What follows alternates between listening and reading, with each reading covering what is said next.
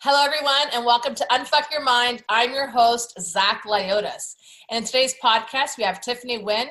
She is a down-to-earth optimist, spiritual life coach, speaker, and doctor of medicine. She's currently living in sunny Florida and enjoys helping people, especially busy professionals, to find their own truth and unlock their authentic happiness.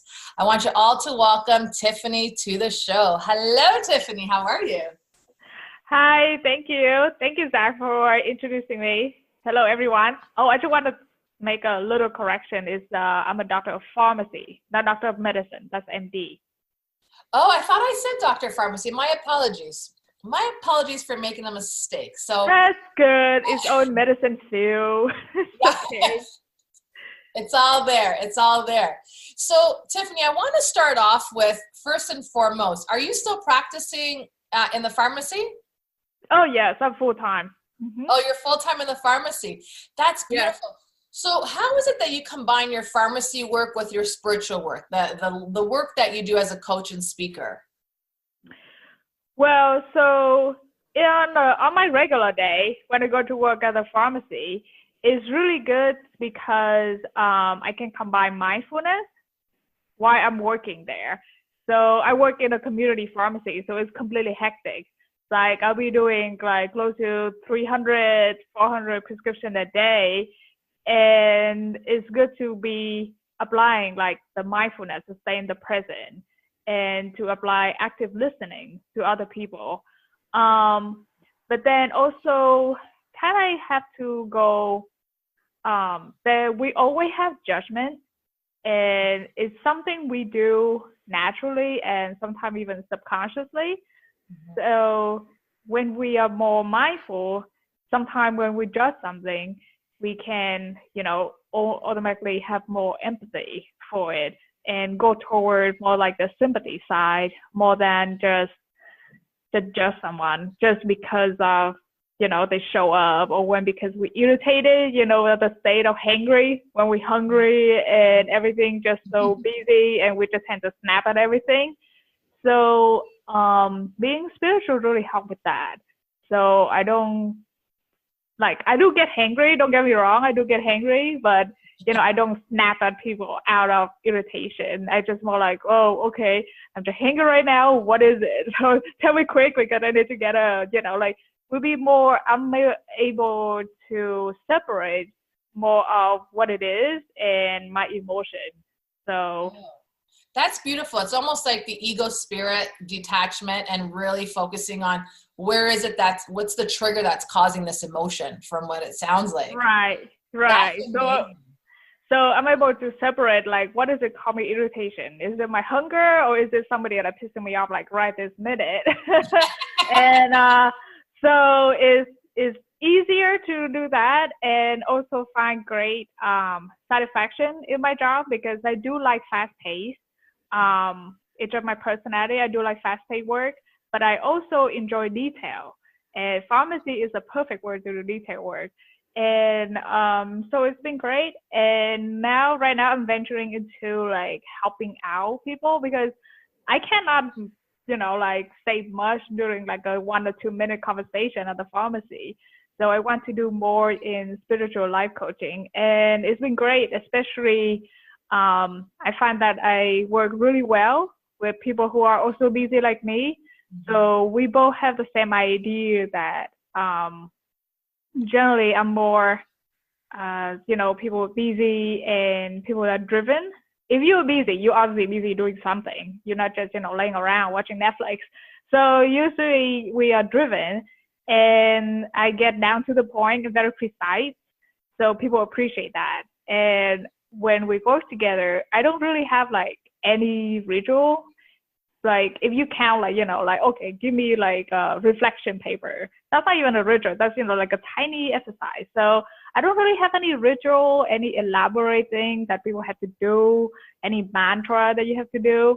And people enjoy that, so just go as you are and discover who you are and then go from there. That sounds so beautiful because we all go through this discovery of who we are. So who was Tiffany before this doctor of pharmacy? Who was Tiffany before she discovered the spiritual side of her that brought her to where she wants to go now on this path? So I would say, since I'm pretty driven and very kind of analytical kind of girl, I have always been, on the pursuit of study to get a higher education. So I always on the journey to become a doctorate degree. Pharmacy, I always been, interested in medicine side. I really like the healing art, both scientifically and mystical side. Mysticism is what first draw me into it. And I've been loving it since I grew up in Asia, and spirituality is huge in Asia. So my dad is Catholic and my mom is Buddhist. Oh, wow. And 100% of Vietnamese people they have ancestorship. Even if they don't have any religion, they still have respect ancestor in the spiritual side of life. So being brought up in that culture, have always been spiritual, but I never really delved into it until I've moved here to the US by myself, and I had to go through depression, isolations, without languages. So it's like dark night of the soul. And then I came out of it. I was much happier, like pursue my career stuff, but everything's been fine. It was better. I wasn't depressed, but I wasn't either happy either. So I was kind of like in the limbo. It's like, okay, things looking good. I have zero reason to not be happy, but I also don't feel the happiness. So I was very not happy. And so that's where my transformation started. I think it's like a cultivation point of like, after a while you accumulate so many spiritual wisdom, but you don't really understand it. Like you hear it, but you don't get it.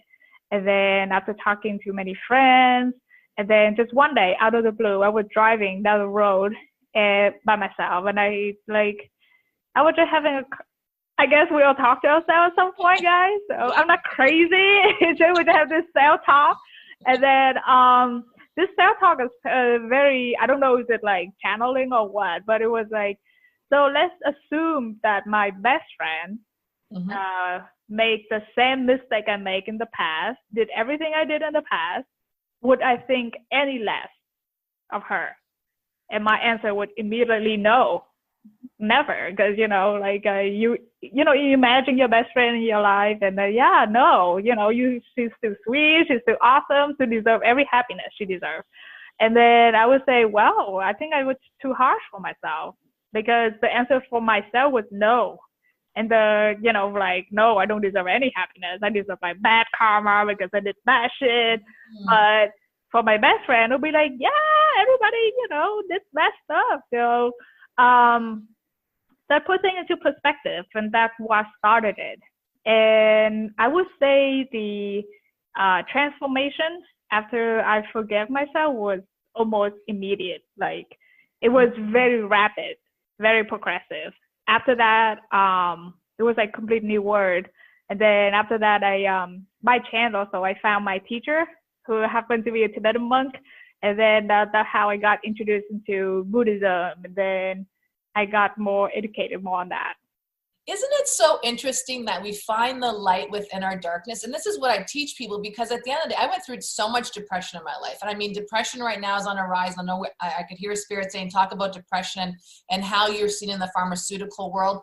But just listening to your story, it's like you found your light in that depression, and you realized that you were talking to a friend. So you looked at yourself as a friend, because we're always so tough on ourselves, but yet we're so compassionate with other people. So you found that self-compassion, which is so beautiful, right? And all these things started happening. But I love the one thing you said, you forgave yourself. And that's when everything opened up. So what was your darkest point? And I know coming to the US and pursuing your career and being lost, but what was that point that you remember the most, that sticks out in your mind the most, that gave you that aha moment to say, you know what, Tiffany, let's just get this on the go and like forget about everything else? What was that dark moment? I think they are different for me. My darkest moment in life didn't bring me any epiphany. My darkest moments in life was I was having suicidal thought. I was actually attempted suicide. because I was thinking, like my life sucks and I was depressed and nothing gonna get better. But I pushed through. It was like self-discipline, like, okay, I just need to go to class. I just, like have a routine really helped me. And then eventually things got better. My grade, I graduated from school and I go to work. So eventually things does get better. So that's how how I got out of depression. A lot of it is counted on my self-discipline and routine. That's really helped. But I would say it's when it must be my personality. I used to be in denial, like a very strong denial that denial at the beginning of the day. yeah, It's like, oh my God, like when you're in denial, you don't want to face things. You don't want to face like all the things you did. You just have a think, okay, so I did some bad things, so I should expect bad karma. I don't deserve any happiness. I should be punished, or all the bad things you think of. And then for me, I always have those talks, and so that would be very dark. But then I would, like not face it. I would just go with whatever I want. You just busy yourself with everything else that's superficial. You'll be like study, going out with friends, watching a movie. Just busy yourself so you know how to think about it. But at the end of the day, I think my epiphany is when I was with my then fiance, and I felt lonely. I felt zero joy, no joy at all. And I was just like, well, I must be either something wrong with me, I cannot feel any joy, or something not working, and I'm just not willing to face it. And that was when I think it's just like the simple act of facing the truth that you're not happy. That would just turn it around. Because before I was in denial, I'm like, yeah, everything is great, I'm happy, but inside I was not. And I was just in denial of it. And you know what? I love that you say that, because a lot of people wear masks. And I mean, I understand what you're talking about with the suicidal thoughts. I feel like crying thinking about it. I've been through it. And I know a lot of people suffer with depression, anxiety, panic. I've been down that road. It sounds like you've been on that road. And that's why I think Spirit brought us together, because it's like we focus so much on the dark that we forget there's so much life and joy within us, right? And I love how you just said, like, you just focused and you get yourself busy and you just motivated yourself because you knew that there was something there. Even though you felt like you didn't have an epiphany in the dark, there was still some sort of light that was guiding you towards that path, it sounds like. And that's the beautiful part. And, and a lot of people try to find that happiness within someone else, within their relationship. Even, I love that you said, I felt lonely, even though I was in a relationship, because I'm finding that divorce is on a rise. I'm finding depression is on a rise. I'm finding people right now are having a hard time removing the veils, the masks of the past, and really stepping into their authentic self. And that's something that you do, is that you help people tap into that authentic self, into their power, into their truth. Mm-hmm. So how did it feel once you found your voice and found your power and recognized who you were in the eyes of the divine? I would say the first thing I felt was a huge relief. Is when you come into acceptance, there was this relief first washed over you. And then once you recognize yourself, even with all your flaws and your dark sides, your light side, everything all together, you're still perfect as you are. There is absolutely nothing wrong with you. Regardless of what everybody says, regardless of what your mom says, regardless of every single person in the world say there's something wrong with you, there's absolutely nothing wrong with you. Yeah. And when I recognized that truth, it was just this deep sense of peace and calmness that come over you, or me. I don't know how to speak English. You're doing a fantastic job. And then during these, so during your transformation, there's always going to be chaos happen in your life because you're changing and things around your world going to be changing to match your word. So I went through a lot of change, a lot of chaos. But the main thing is once you kind of like have that peace, you can tap into that stillness and that calmness, even you're in the midst of chaos. So there was this like weird sense of calm that underlying my dealing with, am I dealing with drama in my family? But there's this sense of calmness that I can touch at any moment. And I was able to deal with it in a more, I wouldn't say rational, but it is kind of more rational. You don't act out of your anger or your frustration, but more on the calmness, and things resolve better. It make you more patient. And at the end of the day, you feel good. You know, like the drama is done after that minute. You feel, it's easier for you to step away from the drama without overthinking about it after it's done. And I guess you enjoy your life much more. Exactly. You know what I love? I love telling people when they say to me, I don't have time to meditate. And I said, that's because that's when you need to meditate, because you think that you don't have time, but your mind is so chaotic that you need to get into your stillness. So I understand that you work with busy professionals just like yourself. I mean, you're busy, and I'm so happy that we got you on this call today. How is it that you guide them in order for them to tap into their truth and their authenticness? Well, first of all, I feel like people don't know what they want. So first I want to tap into first what they want, and then even, you know, is something crazy or is something simple, and get into what you really want, like you authentically want. Is it a car? Is it like a Toyota like everybody else? Or do you want, like, you know, a Honda? You know what I mean? Like, what do you really want? So you have to know where you want to go before you actually going. Because everybody have different idea, different meaning to their life.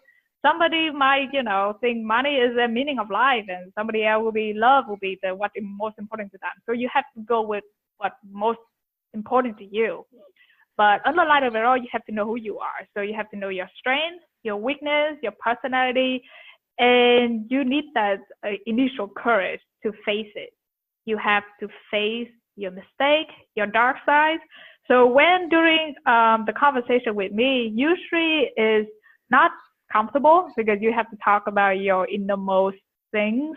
Yeah. The good thing is I forget it pretty fast. Like after the session, I'm like, oh, well, it's not my problem. So I already forgotten. But also I give them a lot of, not a lot, usually like a question or two to ponder on it, what they think about it, usually about really a reflection, an essay. And I will give them some technique to meditate for busy people, even just 5 minutes. Even just 5 minutes. You can have 5 minutes. You can have 5 minutes in your showers. If you have time to showers, you have time to meditate. You can meditate when you know, taking a shit in your toilet. You know, it's okay. Like, you don't, right? You don't have to like sit down and be all formal and to meditate. You know, you can meditate anywhere, anytime, whatever you're doing. So you can have 5 minutes to just calm down a little bit, and this will offer you like a glimpse or windows into your soul and into, you know, your problem and all that. And then one of my superpowers is I'm able to look at people's thought patterns, and I'll be able to point it out that, okay, this is the loop you're thinking. There is an exit sign right here. You can just flip it like this. So I just tell it to them. I just tell it to, this is another way of thinking. And that usually helps. Because usually when we involve in it, we just can't see of any way out to think of any way else. But someone else pointing out to you, then suddenly other options available to you. You'll be able to like, oh yeah, I never think of that.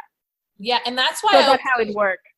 Yeah, and that's what I always say. It's really important that you have a mentor, spiritual teacher, intuitive, whatever it is, that you have someone that you could borrow their lenses, because at the end of the day, you're so fogged up that you can't even see the path. Your suffering is so much more. But I love that you say you could take a shit and meditate, because it's so funny. Every time I'm in the bathroom, and the problem is that the world is so constipated too, right? No one goes to the bathroom on a regular basis. That's another problem, right? I used to be a colon hydrotherapist, so I know that problem. Yeah. And, you know, every time I go to the bathroom, I have these great aha moments, and I'm like, next time I got to bring a pen and paper in here. Oh my God. It's like the old is flushing and then the new comes in. So I laugh at it, but really, as I'm even washing my dishes, I'll sit and I'll just breathe and boom. And I love that you say you don't have to sit on a pillow. I always say people, you don't have to sit on a pillow and Om Shanti your way through this one. You could be walking and meditating. You could just be standing, washing dishes, vacuuming, anything it is. So I love that you said, I had to go back to that because it just made me laugh because I always tell people, I'll call my clients and be like, well, I was just on the toilet and I got a message for you. And they're like, are you always on the toilet? Maybe. Well, everybody go take a toilet, like you can, like, let's say even like, this is true at workplace. Sometimes things get so, when you have one of those days when everything's going wrong, right?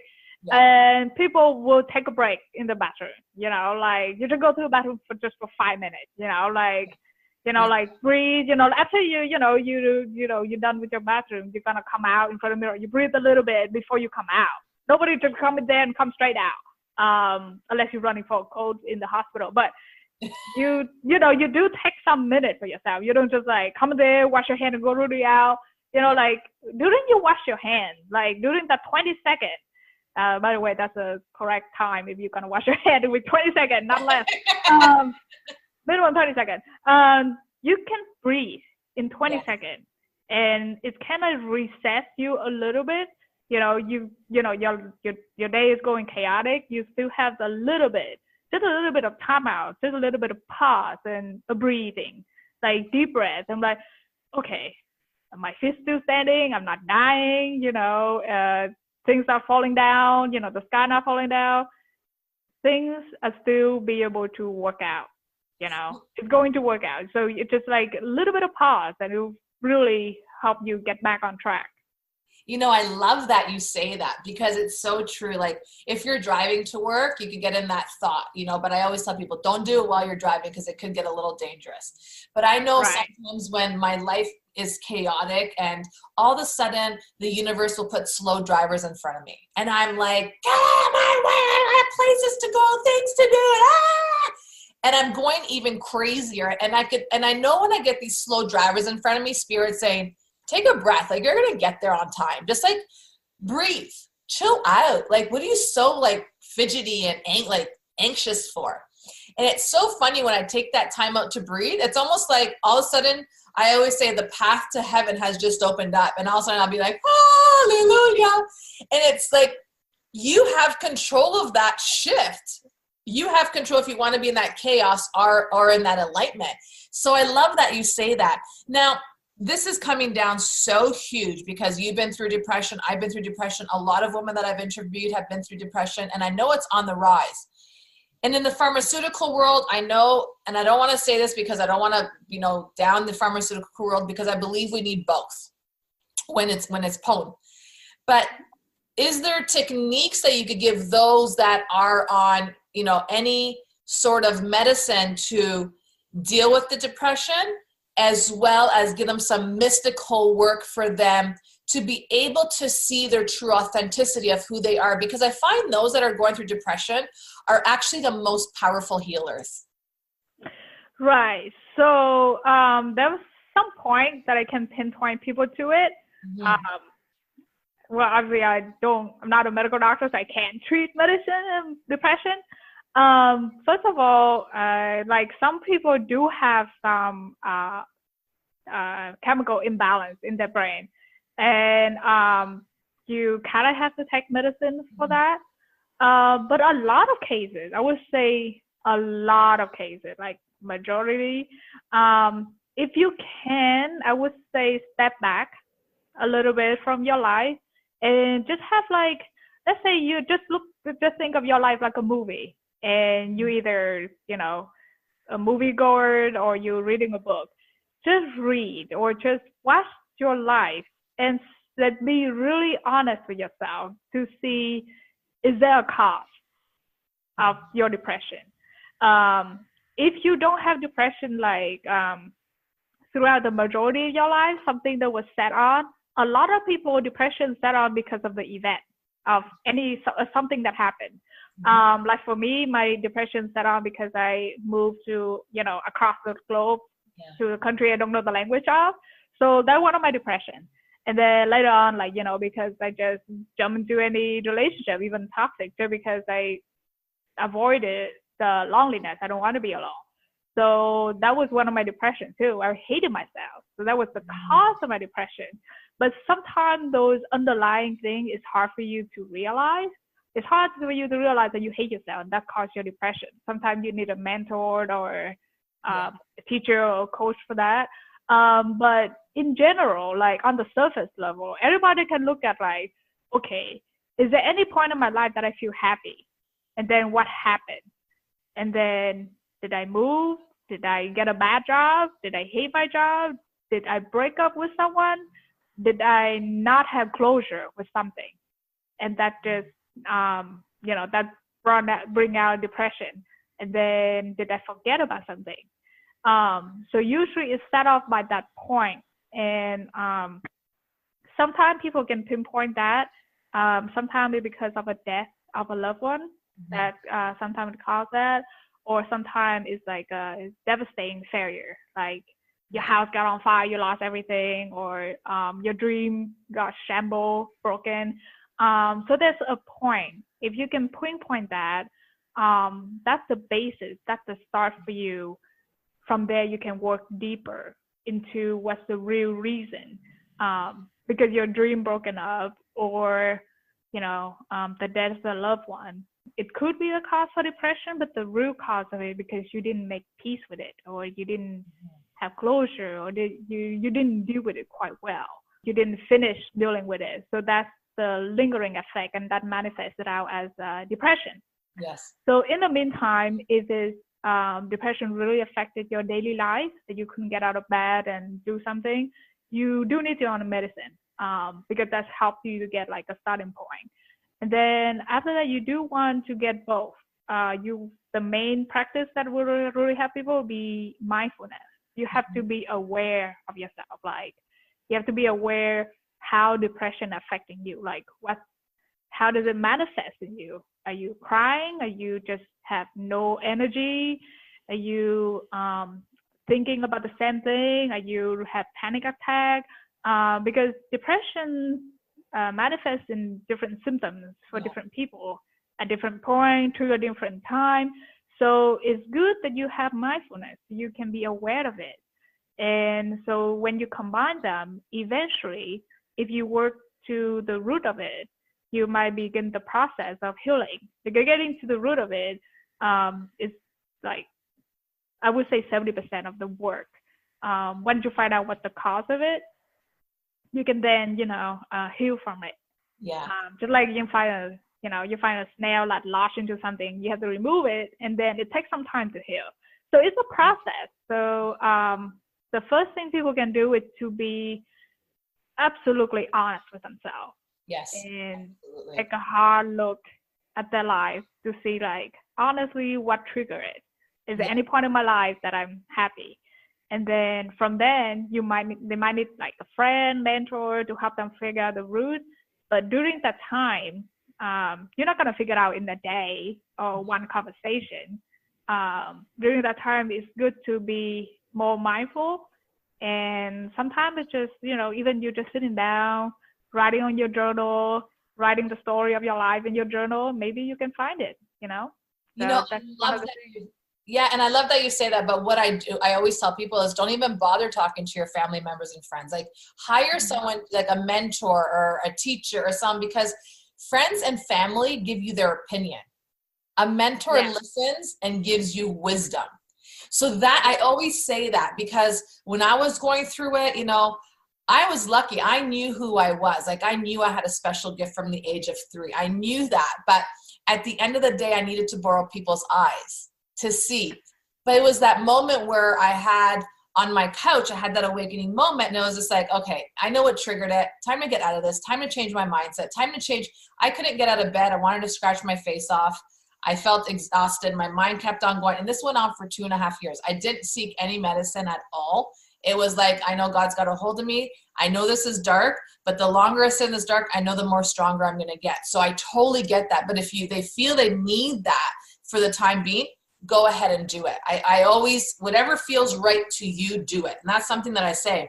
So we're coming down to the end of our call.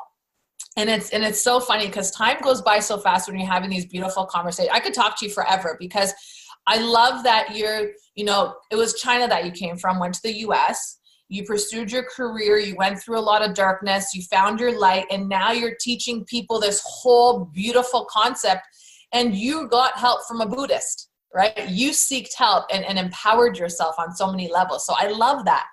My future self. So what is it that you would say to your future self? I honestly don't know. Then I tend to live in the present more. When I look at the future, like I have goals and I have what I wish to achieve, but I don't really have, I don't like you. Once you're at peace with who you are, you don't need to be anything else. Exactly. So there is no future me that I need to have a talk to or anything like that. So if I have anything to my future self, I'll be like, hey, come back and come back and tell me like. No, and that's fine, because I love that you stay in the present, but it's something I tell my future self when I wake up in the morning and I look at my list of things, and sometimes it could be chaotic, and I take that breath, and I'll say to my future self, we got this. We got this. Like, just keep on going. Like, if you have to slow down, but we got this, still keeping myself in that present moment. So that's awesome. So tell me something that not many people know about you. I think a lot, some people know, but not a lot. I read tarot, and so I do read tarot. Obviously I don't read anything like crazy, like if he casts a spell on me, will my ex be back? Like I don't have time for that nonsense. So, I don't have time for that nonsense. I'm like, no. For a reason, right?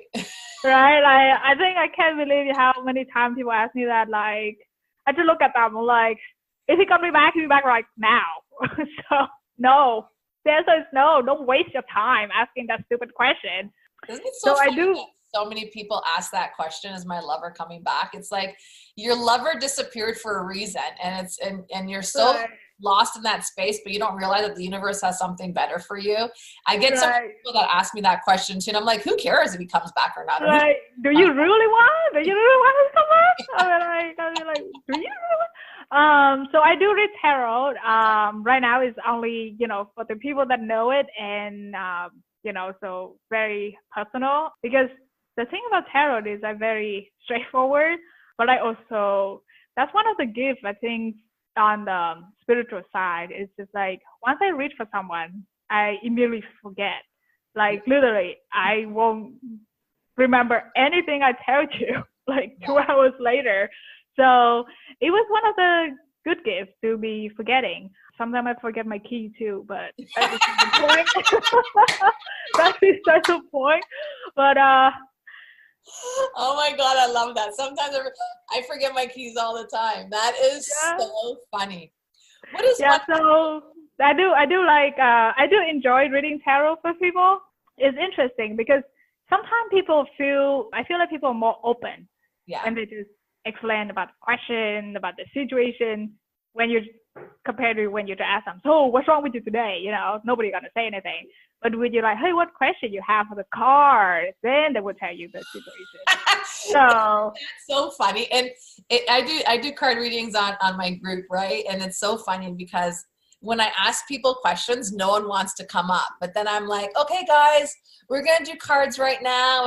And they're all like, I'm like, okay, what were these questions previously? Like, do you think that we can't answer those questions without the cards? I use cards to make people feel good. And I don't use them for my one-on-one clients, but if I'm doing like a Facebook Live or something, I'll use cards because people are so attracted to cards. And it makes me like, I love cards, but it makes me laugh because it's like, oh, could you pull a card for me? Because I need to know, like, should I move or should I stay? Should I stay at my job or go? And I go, well, if you're asking, should I go? You most likely probably need to go. Yeah. So I do still read cards because I enjoy them. Yeah, certain kind of comfort, and it's a point of help me with like channeling things. So it's one of the tools that's good. But yeah, I only use that for people that know I read tarot and request it. So I only do that for them. But usually when I work with my one-on-one client, a lot of them are in the professional world, so they don't really care much about the mystical side of it. But yeah, so that's one of my sides. I really love getting psychic reading. So I love it. I'm like, oh, we have a new psychic in town. Let's go check it out because I will love it. That is, oh my God. It's like your secret power. Like it's the hidden secret power, but not anymore because now everyone knows your secret power of tarot cards. That's amazing. So what is one piece of advice you could give someone that's going through a hard time and is ready to create that change in their life? I think, let's say, yeah, I would say I heard a quote. I'm paraphrasing it because I can't remember off my top of my head.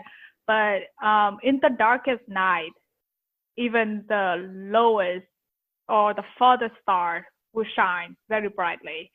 So the dawn will always come. So even though you go through the hard time, even though everything looks pretty hopeless, things does get better. You don't know what tomorrow gonna bring. You don't know what the next minute gonna bring. Yeah. Anything is really possible. So keep on to it. And if anyone that feel drawn to or feel called to exploring yourself, that's going to be your most important journey in life, and that is necessary. So it's probably time, and we are moving toward a new consciousness at Earth and the whole. So that's why a lot of people, maybe that's one of the reasons that depression is rising, because people are in denial of who they are. And it's just a sign of start looking within, finding who you are, and move forward. So just be more mindful, but be honest and have courage. It will get better. I love that. I love, and what you just said is that even in the darkest of the nights, even the darkest of the sky, the furthest star still shines. Like when you were saying that, I was like, oh my God, that sounds so beautiful and so true, right? And it's like the sun still comes out on a cloudy day. You just can't see it. Right. It's still there. It's still there. I love this conversation. I mean, I could go on forever with you. I could feel it because you have a beautiful sense of humor. Your presence is just so awesome. And I'm so happy that we aligned today to do this call and to give the listeners the opportunity to hear who you are and the amazement that you bring, because everyone sees, and this is something that I recognized, and I'm sure that you recognize, that everyone sees where we are when we're happy, but no one recognizes the tough journey that we may have been on. And this is really what this podcast is about. That's why I called it Unfuck Your Mind, basically. And that came to me when I was in California going through some stuff. And I'd heard Spirit say that to me. And I was like, that's a podcast name. Like, this is perfect, right? And that's exactly what you have to do. You have to untangle the suffering to find that light. And it seems like you did it, we did it, and people are starting to do it. So everyone, if you want to get a hold of Tiffany, all her information is going to be in the show notes. You can contact her there. Thank you, Tiffany, for being here today. This was such an honor and a pleasure to have you on the podcast. And if anything brings us together again, I'm just so glad that I got to meet your heart and soul and recognize the beauty that you're bringing to the world and creating. Thank you so much. Thank you for inviting me. Thank you for connecting with Zach. And it's really meant to be, because today is the only day off of this week for me. So is it just perfect? It's like divine timing. So Thank you so much, Zach. And I look forward to connecting you again in the future, definitely. For sure. We'll stay connected anyhow. Thank you so much, Tiffany. Thank you. And to the listeners, like I said, if you'd like to work with Tiffany, you feel aligned to work with her, you could catch all her social handles on the show notes. So get in contact with her and let's all rise. Let's all expand our energy frequency and let's all see that beautiful light in that dark sky. Let's see that star that you are. Thank you all for listening. Catch us on our next episode. Bye for now.